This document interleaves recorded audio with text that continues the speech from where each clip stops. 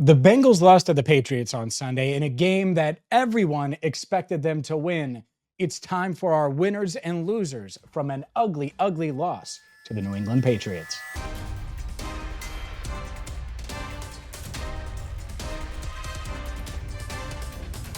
Hi again, everyone, and welcome in to Cincinnati Bengals Talk. I'm James Rapien of BengalsTalk.com. Make sure you hit that subscribe button. Join the 46,000 plus that have already subscribed on YouTube. Make sure you check out Joe Burrow, Zac Taylor, Jamar Chase, what they said after the loss. I talked with Elise Jesse on the field after the game, and then I went live with Andrew Fox Miller, a 56-minute conversation about the Bengals. And look, we expected them to win this game. This video, by the way, brought to you by rivertowninquiry.com. Go there now to get all of your orange and black swag. Look, we expected them to win this game. I did, you did, everybody did. And yet, when you look at who falls into the losers category, I think it's pretty clear why they didn't win the game. And a lot of it's on offense. When you score 10 points, that happens.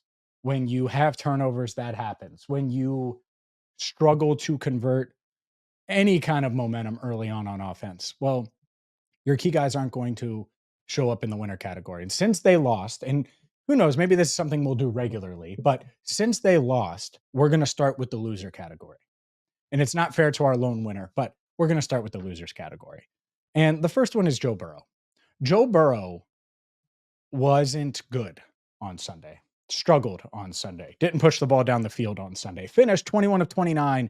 And when you see that alone, you would take that, right? 21 of 29, you take that all day. $164, no interceptions, no touchdowns. Should have had a touchdown to Mike Gesicki. Gesicki couldn't hold on. Fine, that happens.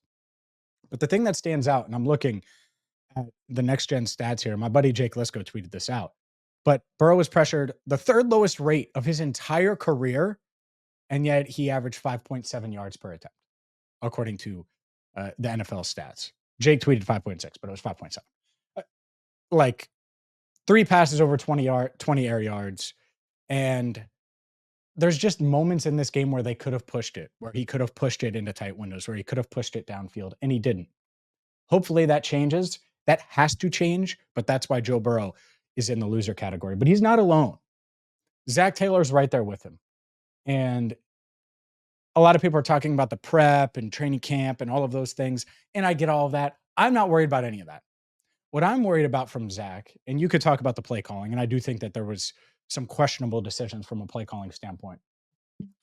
But the decision-making standpoint, 4th and 5, I still can't get it out of my head. I've been hammering it, and he defended it by saying that instead of going for it on 4th and 5 with less than 3 minutes to go in the game with 2.5 minutes left, they had 3 timeouts, they had the 2-minute warning, they trusted their defense. That's the wrong decision. It is. And there's been a few people, most have been on my side. There's been a few that have pushed back. Well, you're wrong, because it's 4th and 5 and you have to go score a touchdown in the next 2.5 minutes, period.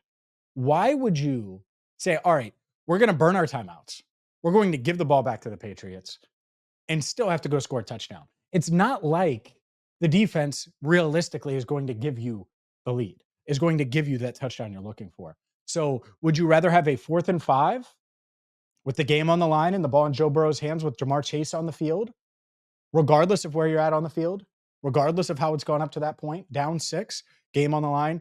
Or would you rather your defense needing to get a stop, you needing to not give up a first down, and then Joe Burrow taking you down the field?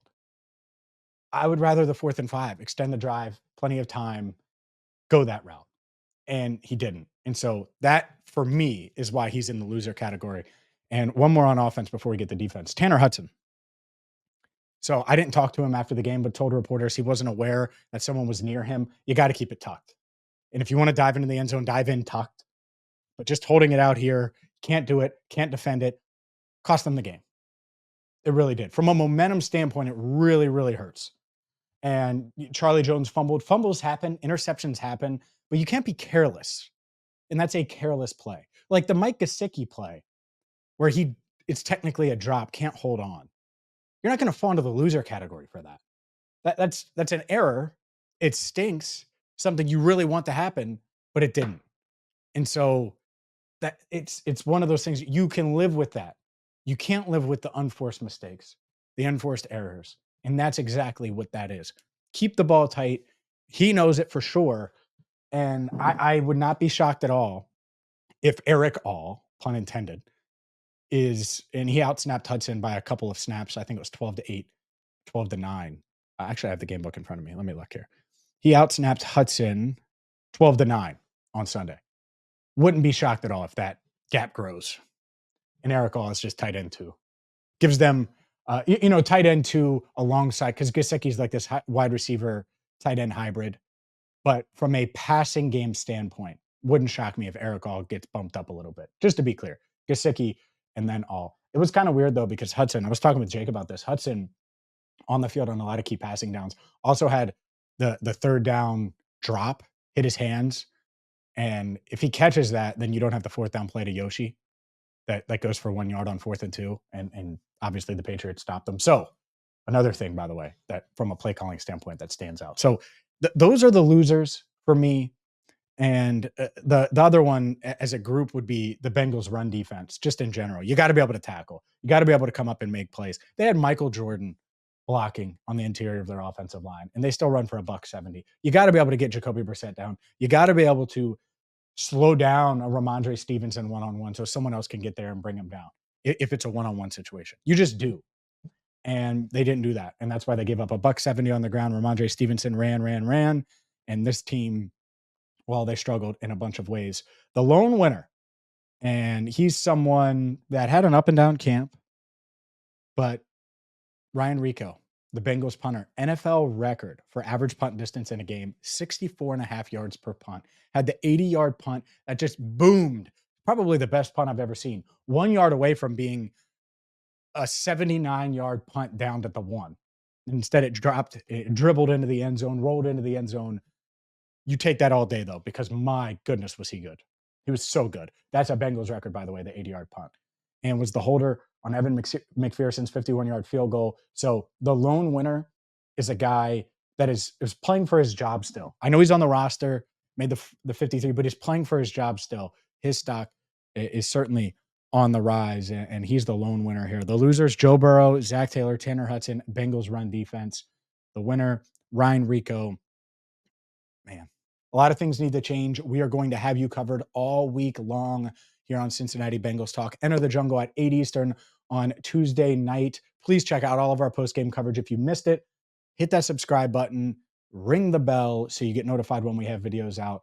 And for Andrew Fox Miller, I'm James Rapien. Thank you so much for watching Cincinnati Bengals Talk.